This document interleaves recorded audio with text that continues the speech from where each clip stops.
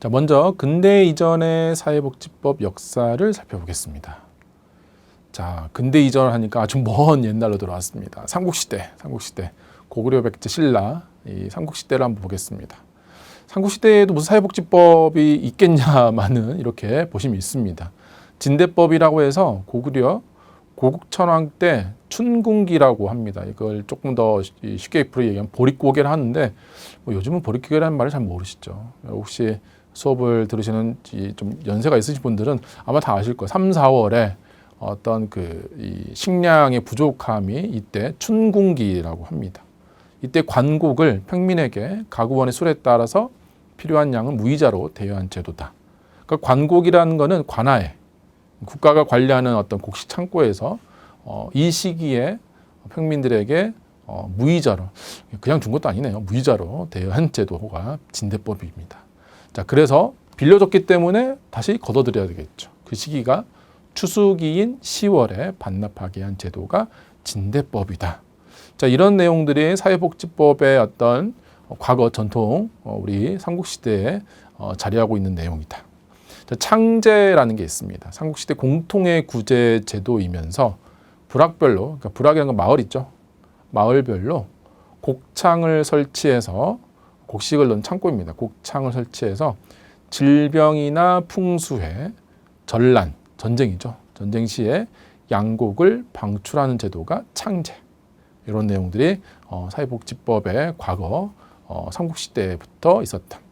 사궁구휼이라는 말도 있습니다. 사궁구휼이라는 게 네 가지의 어떤 어려움을 구제하자, 구휼하자라는 얘기입니다. 그 네 가지가 뭐냐면 네 가지에 해당되는 분들입니다. 호라비, 과부, 고아, 노인 등을 구제하는 제도가 사궁구휼이다. 그래서 군주들이 친히 방문해서 위로하는 제도가 사궁구휼이다라고 보시면 되겠습니다. 두 번째, 고려시대로 넘어오시면요. 고려시대에서는 훈효10조라는 게 있습니다. 농민들에게 요역과 세금을 가볍게 해주는 제도이다. 요역이라는 얘기는 무슨 얘기겠습니까? 국가를 위해서 봉사, 국가를 위한 어떤 이 본인의 노동력을 지원하는 거죠. 또는 노동력과 세금. 근데 이거를 줄여주는 게 가볍게 해주는 제도가 훈효10조였다. 의창이라는 거는 평상시에 관곡을 비축했다가 비상시에 지급하는 제도. 우리가 앞서 나왔던 삼국시대 내용과 비슷하죠. 상평창, 물가를 조절하는 기능과 구빈의 두 가지 기능을 담당했다. 은면제도라고 해서 부역자에게 조세를 감면해주는 제도를 택했다. 자, 또한 고려시대에서의 어떤 사회복지 기관들을 보시면 동서대비원이라고 해서 환자의 치료와 빈민의 구제를 담당하는 현대 병원과 복지시설을 겸한 의료기관이었다. 그리고 또한 해민국이라고 하면 국립의료기관으로서 서민을 위한 의료기관이다. 일정한 재화를 원금으로 설정하고 그것을 대부로 활용해서 생기는 이자로 기관을 운용하는 부분들. 구제 사업도 실시하게 됩니다. 유비창이라고 해서요. 재난으로 인한 빈민의 구제와 물가를 조절하는 기능, 그리고 의창과 상평창의 복합적 기능을 수행했습니다. 자, 이어서 조선시대로 와보면요. 광곡으로 빈민을 구제하는 내용들이 고려시대에 이어서 쭉 이어오죠. 상평창, 의창, 사창.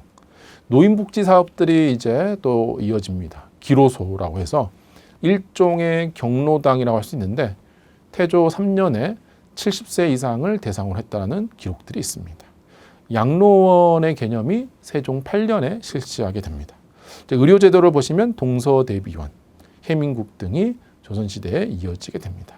이렇게 우리가 근대 이전의 사회복지법에 관련되어 있는 제도들을 살펴봤습니다. 특히 삼국시대, 고려시대, 조선시대 대표적인 내용 위주로 살펴보았고 어찌됐든 그 나라가 존재하는 이상은 어느 정도의 일정 정도는 사회복지와 관련되어 있는 어떤 제도들이 있었다. 그런 측면으로 살펴보시면 되겠습니다.